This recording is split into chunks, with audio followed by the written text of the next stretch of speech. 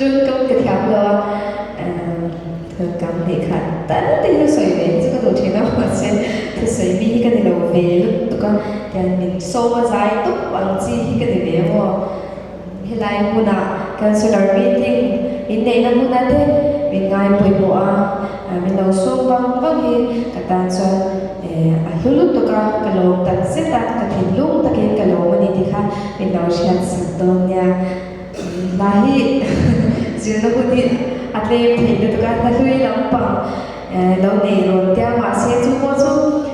ta lui có chú